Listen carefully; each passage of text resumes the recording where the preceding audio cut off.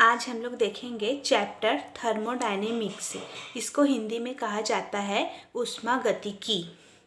तो जब हम लोग ठंड में के टाइम में क्या करते हैं, अपने हथेलियों को रगड़ते हैं तो हमें गर्मी की अनुभूति होती है, क्योंकि इस प्रक्रिया में किया गया कार्य ऊष्मा में परिवर्तित होता है।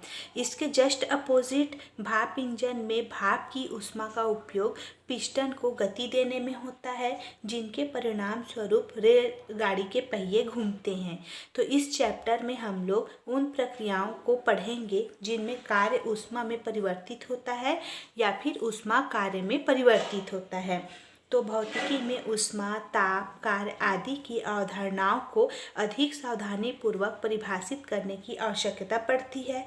और ऊष्मागतिकी थर्मोडायनेमिक्स से फिजिक्स की वह ब्रांच है जो ऊष्मा तथा ताप की अवधारणा या फिर ऊष्मा के अन्य प्रकार की ऊर्जाओं में रूपांतरण की अवधारणाओं की विवेचना करती है। यह एक स्थूल साइंस है, क्योंकि यह किसी निकाय की स्थूल प्रकृति पर विचार करती है, न कि द्रव्य की आणविक संरचना पर।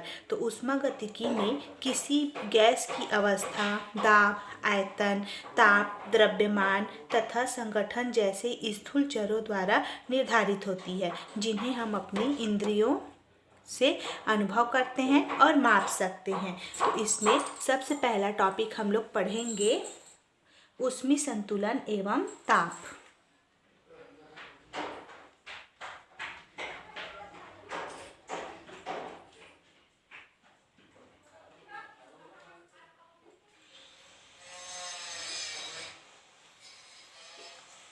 इसको कहा जाता है ऊष्मागतिकी का 16वां नियम।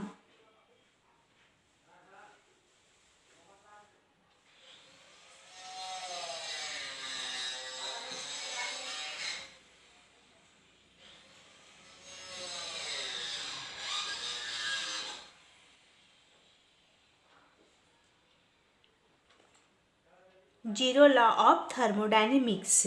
तो इस पर क्या होता है, यदि किसी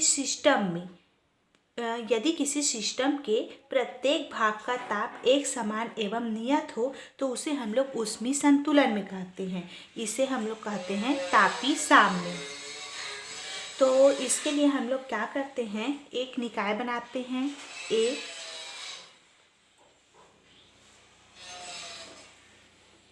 और ये दूसरा निकाय है बी।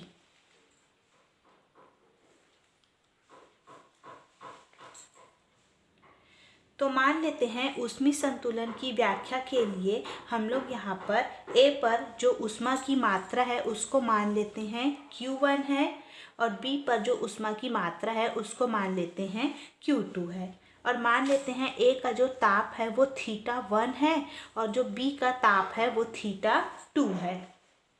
और यहाँ पर क्या है, जो ए है इस पर जो ताप की मात्रा है वो अधिक है और जो बी है उस पर ताप की मात्रा कम है, मतलब θ1 ग्रेटर देन है θ2 से। अब हम लोग क्या करते हैं, ये जो दोनों निकाय है उसको हम लोग एक चालक तार से जोड़ देते हैं। ठीक, तो चालक तार से हम लोग जोड़ देते हैं तो निकाय ए से क्या होती है, जो ऊष्मा है वो निकाय बी की ओर प्रवाहित होती है। कब तक होती है, जब तक कि दोनों का जो ताप है वो समान नहीं हो जाता, अर्थात ये जो θ1 और θ2 है वो θ नहीं हो जाता। तो इसे हम लोग कहते हैं ऊष्मी साम्य में। तो यहाँ पर इस बात को ध्यान रखना है कि जो हमारा ऊष्मा का प्रवाह है वो हमेशा अधिक से कम की ओर होता है, उच्च ताप से निम्न ताप की ओर होता है। ये निकाय की ऊष्मा की मात्रा पर नहीं होता है। तो इसके अनुसार ऊष्मागतिकी का 0वां नियम क्या होता है, तो ऊष्मागतिकी का 0वां नियम का हम लोग यहाँ पर डेफिनेशन लिखेंगे। तो ऊष्मागतिकी का 0वां नियम होता है, इस नियम के अनुसार यदि कोई दो ऊष्मा गतिक निकाय किसी तीसरे ऊष्मागतिक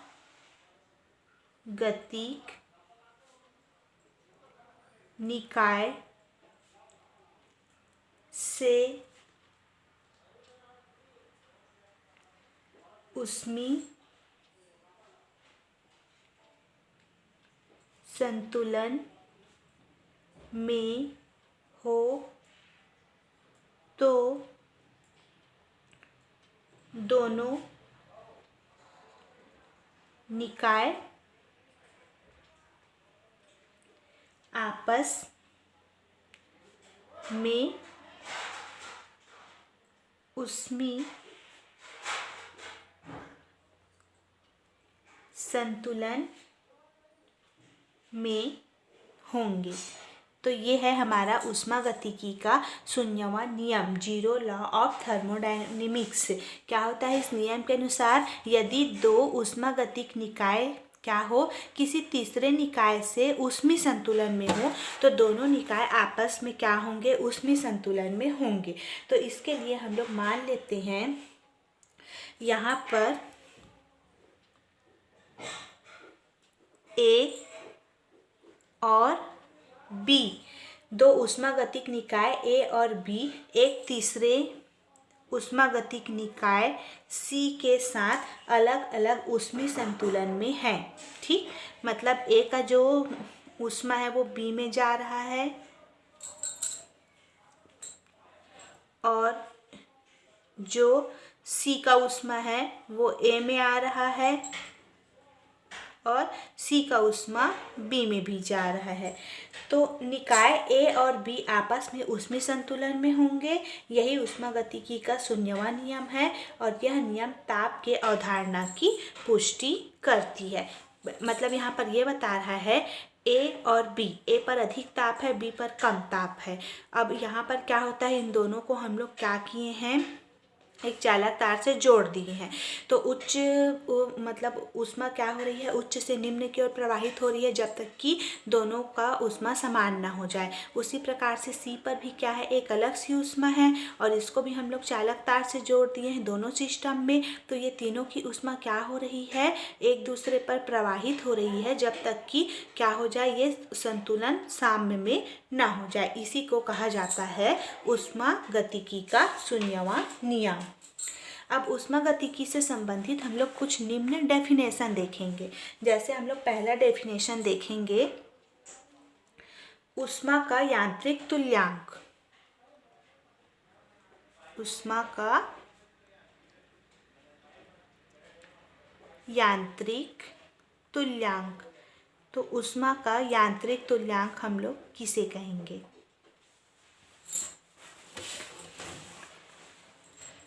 तो जब हथेलियों को हम लोग आपस में रगड़ते हैं तो वे गर्म हो जाती है और क्या होती है, हम लोग बर्मा की सहायता से धातु में छेद करने पर धातु गर्म हो जाती है। एक पत्थर को दूसरे से रगड़कर आग उत्पन्न करते हैं। माचिस की तीली को उसके खुरदुरे भाग से रगड़ने पर वह जल जाती है। इन सभी घटनाओं से यह निष्कर्ष निकलता है कि घर्षण क्रिया में जो कार्य किया जाता है वह की ऊष्मा में परिवर्तित हो जाती है। इसी प्रकार भाप इंजन में कोयले को जलाकर ऊष्मा द्वारा इंजन को चलाया जाता है। पिस्टन लगे बेलन में गैस भरकर उसे गर्म करने से पिस्टन ऊपर उठ जाता है। तो इन घटनाओं से यह स्पष्ट होता है कि ऊष्मा को कार्य में परिवर्तित किया जा सकता है, अर्थात कार्य को ऊष्मा में या तथा ऊष्मा को कार्य में परिवर्तित किया जा सकता है। तो सन 1849 में जूल नामक वैज्ञानिक ने अपने प्रयोगों के आधार पर एक नियम का प्रतिपादन किया जिसे जूल के अनुसार ऊष्मागतिकी का प्रथम नियम कहते हैं। ठीक, जिसे हम लोग जूल के अनुसार क्या कहते हैं, ऊष्मागतिकी का प्रथम नियम कहते हैं।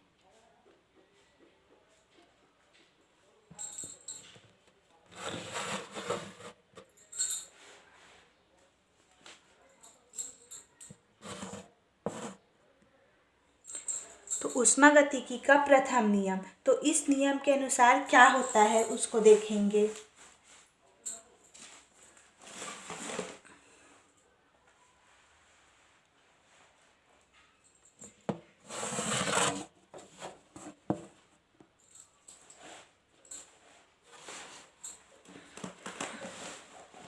तो इस नियम के अनुसार जब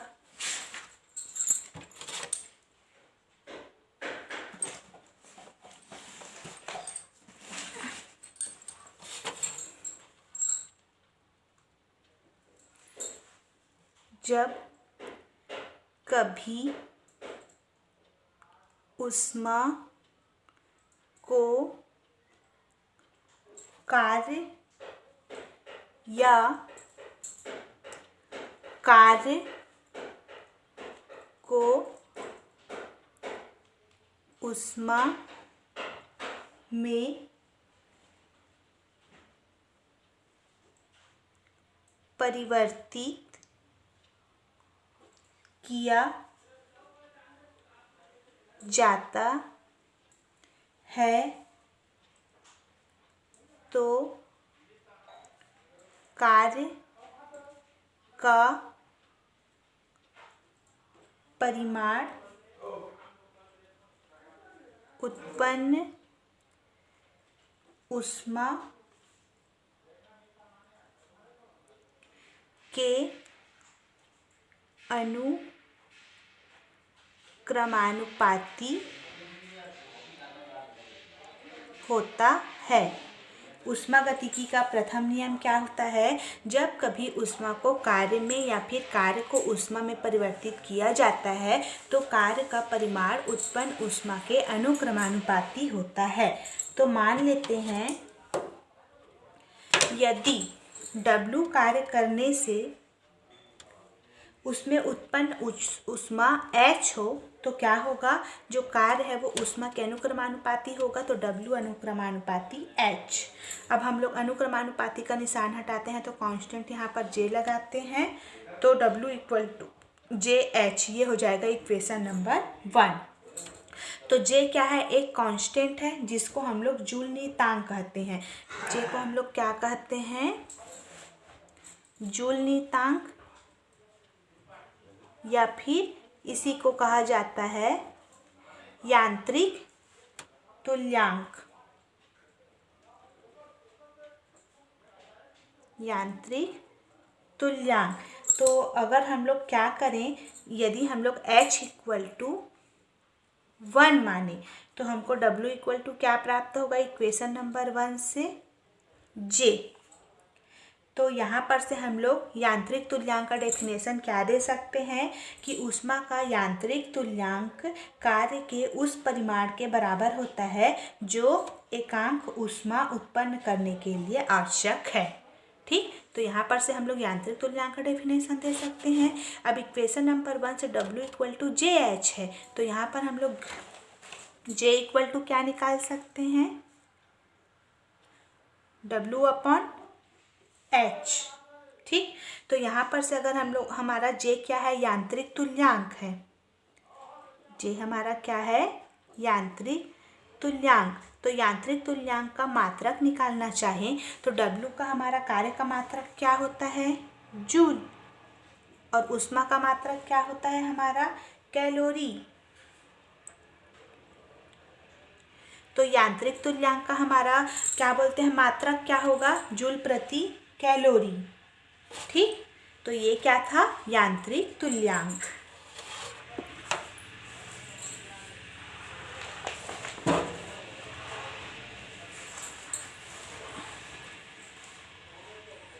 अगला टॉपिक हम लोग देखेंगे इस ऊष्मागतिकी।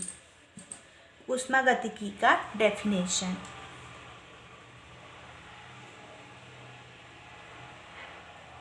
थर्मोडायनेमिक्स। वैसे थर्मोडायनेमिक्स का तो डेफिनेशन हमको पता हो चुका है, तो भी इसको और देखेंगे। क्या होता है? भौतिकी की वह शाखा जिसमें ऊष्मा ऊर्जा तथा यांत्रिक ऊर्जा के पारस्परिक संबंधों तथा उनके अनुप्रयोगों का विश्लेषण किया जाता है, उसे हम लोग ऊष्मागतिकी या थर्मोडायनेमिक्स कहते हैं। और ऊष्मागतिकी के अंतर्गत गैसों में प्रसार, गर्म करने पर पदार्थों की अवस्था में परिवर्तन, तापीय विकिरण, ताप वैद्युत प्रभाव, रुद्धोष्म विचुंबकन से शीतलन, विशिष्ट ऊष्मा के संबंध आदि घटनाओं की व्याख्या की जाती है। और रसायन विज्ञान में रासायनिक साम्य और वैद्युत रसायन में भी ऊष्मागतिकी के नियम लागू होते हैं। और टेक्निक फील्ड में भी हम लोग इसका बहुत ज़्यादा उपयोग करते हैं। अगला हम लोग डेफिनेशन देखेंगे, निकाय क्या होता है। निकाय या फिर इसी को कहा जाता है प्रतिवेश। तो कई कणों अथवा वस्तुओं से मिलकर बने हुए प्रबंध को हम लोग कहते हैं निकाय। और निकाय के बाहर जो निकाय को प्रभावित करते हैं उसे कहते हैं प्रतिवेश या फिर वातावरण। जैसे एग्जाम्पल के लिए, यदि एक पत्थर का टुकड़ा स्वतंत्रता पूर्वक पृथ्वी की सतह की ओर गिर रहा है तो पत्थर निकाय है और वायु और पृथ्वी क्या है, उसका वातावरण है। दूसरा एग्जाम्पल देखते हैं।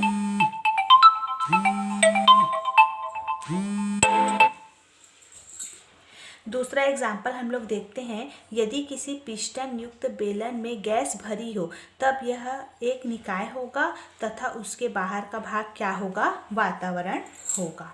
ये था निकाय या फिर प्रतिवेश। अगला डेफिनेशन हम लोग देखेंगे, ऊष्मागतिक चर। तो वे भौतिक राशियाँ जो किसी ऊष्मागतिक निकाय की अवस्था को निर्धारित करते हैं ऊष्मागतिक चर या ऊष्मागतिक निर्देशांक कहलाते हैं। जैसे दाब, आयतन, ताप, एंट्रोपी, ये सब क्या है, ऊष्मागतिक चर है। अगला डेफिनेशन देखेंगे, ऊष्मागतिक संतुलन।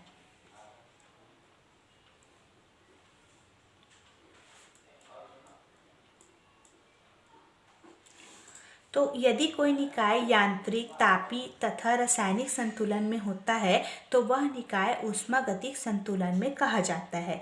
यदि किसी निकाय पर कार्य करने वाला परिणामी बल शून्य होता है तो निकाय यांत्रिक संतुलन में कहा जाता है। और यदि किसी निकाय के भाग का ताप एक समान तथा नियत हो तो वह तापीय साम्य में कहा जाता है। इस प्रकार यदि निकाय की रासायनिक संरचना समय के साथ अपरिवर्तित रहे तो वह रासायनिक साम्य में होता है। ठीक, उसके बाद अगला डेफिनेशन देखेंगे, ऊष्मागतिक अवस्था।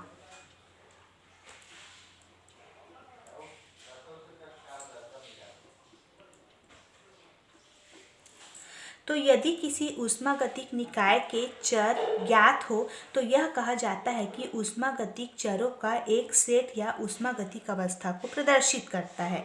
यदि कोई एक चर को परिवर्तित किया जाए तो निकाय की ऊष्मागतिक अवस्था भी क्या हो जाती है, परिवर्तित हो जाती है। ठीक, अगला डेफिनेशन है अवस्था समीकरण।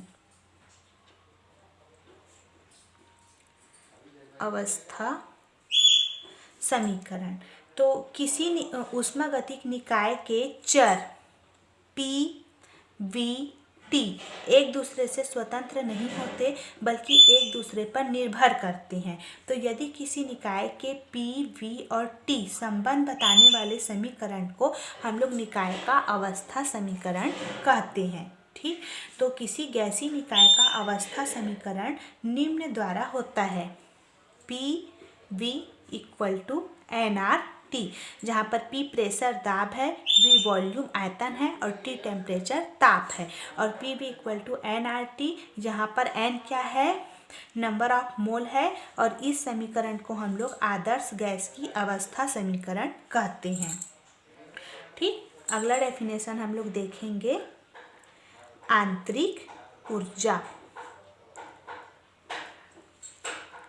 तो किसी निकाय के कणों की स्थितिज ऊर्जा तथा गतिज ऊर्जा के योग को उस निकाय की आंतरिक ऊर्जा कहते हैं। और आंतरिक ऊर्जा को कैपिटल U से प्रदर्शित किया जाता है। तो प्रत्येक पदार्थ अणुओं से मिलकर बना होता है और अणुओं के मध्य लगने वाले अन्योन्य बल के कारण अणुओं की स्थितिज ऊर्जा तथा उनकी गति के कारण गतिज ऊर्जा होती है। तो गैसीय निकाय में अणुओं के बीच की दूरी अधिक होने के कारण उनके मध्य लगने लगने वाला अन्योन्य बल नगण्य होता है, अतः गैसीय निकाय में अणुओं की स्थितिज ऊर्जा नगण्य होती है। तो अतः किसी निकाय की कुल ऊर्जा गतिज होती है, अर्थात गैसीय निकाय गैस की कुल आंतरिक ऊर्जा गतिज होती है। ठीक, अगला टॉपिक हम लोग देखेंगे, नहीं, आंतरिक ऊर्जा में ही हम लोग पहला टॉपिक देखेंगे, ऊष्मागतिक प्रक्रम। ऊष्मागतिक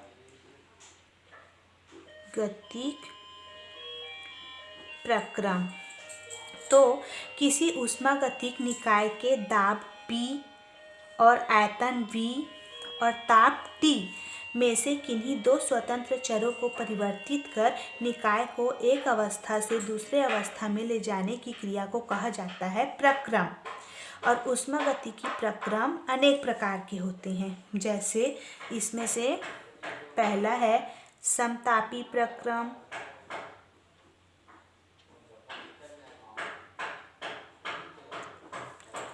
दूसरा होता है रुद्धोष्म प्रक्रम,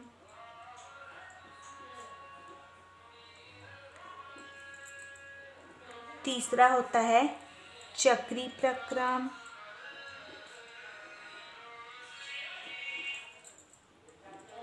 चौथा होता है समदाबी प्रक्रम,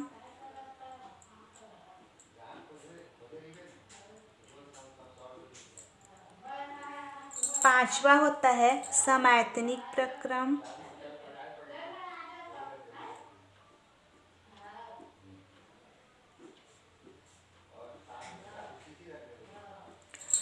ठीक। तो किसी ऊष्मागतिक प्रक्रम में निकाय द्वारा किया गया कार्य धनात्मक अथवा निकाय पर किया गया कार्य ऋणात्मक हो सकता है।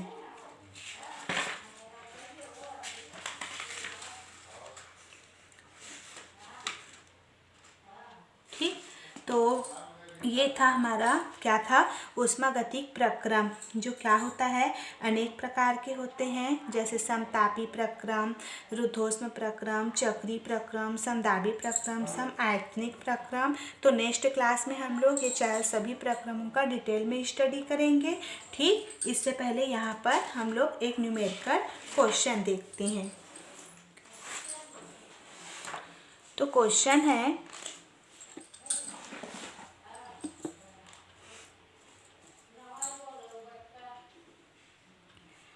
भाखड़ा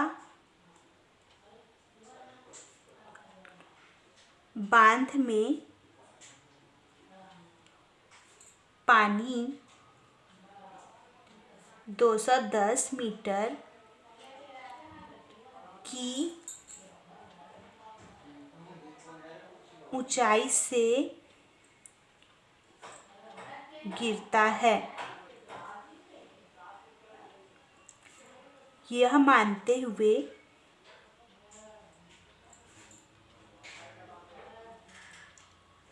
कि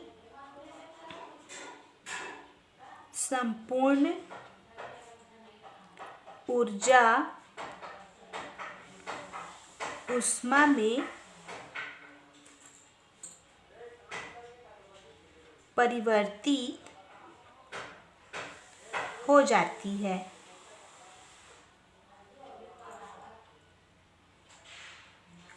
पानी के ताप में वृद्धि की गणना कीजिए। तो ये हमारा एक न्यूमेरिकल क्वेश्चन दिया है। क्या है क्वेश्चन? भाखड़ा बांध में पानी 210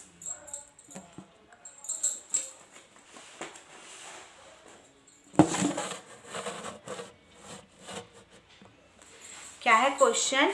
भाखड़ा बांध में पानी 210 मीटर की ऊंचाई से गिरता है, यह मानते हुए कि संपूर्ण ऊर्जा ऊष्मा में परिवर्तित हो जाती है। पानी के ताप में वृद्धि की गणना कीजिए। तो सबसे पहले हम लोग यहाँ पर सॉल्व करेंगे इसको। तो सॉल्व करने के लिए हमको जी के मान की आवश्यकता होगी। जी क्या है हमारा? गुरुत्वीय त्वरण 9.8 मीटर प्रति सेकेंड स्क्वायर। अब हमको जी के मान की आवश्यकता क्यों पड़ी? क्योंकि भाखड़ा बांध में पानी 210 मीटर की ऊंचाई से गिरता है। ऊंचाई से गिरता है मतलब वो नीचे धरती की ओर गिर रहा है, और नीचे की ओर गिर रहा है मतलब वहाँ पर क्या लगेगा? गुरुत्वीय त्वरण लगेगा। तो यहाँ पर गुरुत्वीय त्वरण का मान जरूरी है। उसी प्रकार से जे मतलब यांत्रिक तुल्यांक, तो यांत्रिक तुल्यांक का हमारा मान होता है 4.2 जूल प्रति कैलोरी। तो यहाँ पर यांत्रिक तुल्यांक का भी मान की हमको आवश्यकता पड़ेगी। ठीक, क्यों यांत्रिक तुल्यांक के मान की आवश्यकता पड़ेगी? क्योंकि अभी हम लोगों ने यांत्रिक तुल्यांक के डेफिनेशन में क्या दिखा कि जब कभी ऊष्मा को कार्य में या फिर कार्य को ऊष्मा में परिवर्तित किया जाता है तो वहाँ पर क्या होता है? यांत्रिक तुल्यांक कार्य उस परिमाण के बराबर होता है। ठीक, उसके बाद यहाँ पर ऊंचाई h का जो वैल्यू है वो क्या दिया गया है? 210 मीटर। पानी में 210 मीटर की ऊंचाई h का मान क्या दिया गया है? 210 मीटर। उसके बाद यहाँ पर क्या दिया गया है? यह मानते हुए कि संपूर्ण ऊर्जा ऊष्मा में परिवर्तित हो जाती है। तो यहाँ पर हम लोग विशिष्ट ऊष्मा S का मान क्या मान लेते हैं? 1 कैलोरी प्रति ग्राम मान लेते हैं। ठीक, तो 1 कैलोरी को अगर हम लोग ये मीटर में दिया था इसको किलोग्राम में चेंज करेंगे तो क्या हो जाएगा? ये 10⁻³ किलो प्रति 1 कैलोरी प्रति किलोग्राम ऐसे हो जाएगा। अब यहाँ पर जूल के नियम अनुसार हमारा फॉर्मूला कौन सा लगेगा? W = JH वाला। ठीक, तो यहाँ पर हम लोग W हमारा क्या है? जो कार्य है वो किसके बराबर होगा? द्रव्यमान, गुरुत्वीय त्वरण और ऊंचाई के गुणनफल के बराबर होगा। और ठीक, और ये जो हमारा J है वो J ही रहेगा। और ऊष्मा हमारा यहाँ पर कौन सा फॉर्मूला लगेगा? MS∆T। तो यहाँ पर से हमको ज्ञात क्या करनी है? ताप में वृद्धि। तो ∆T ताप में वृद्धि है तो ∆T = क्या हो जाएगा? इसको सॉल्व करेंगे तो GH, क्योंकि M और M कट जाएगा और नीचे में क्या आ जाएगा हमारा? JS।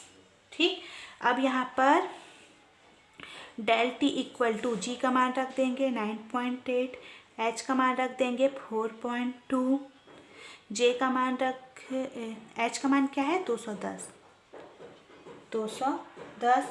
H का मान रख दें, J का मान रख देंगे 4.2 और S का मान क्या है? 10⁻³ तो इसको सॉल्व करने के बाद हमारा आंसर आएगा ∆T = 0.49 और ताप का मात्रक क्या होता है? सेल्सियस, तो डिग्री सेल्सियस।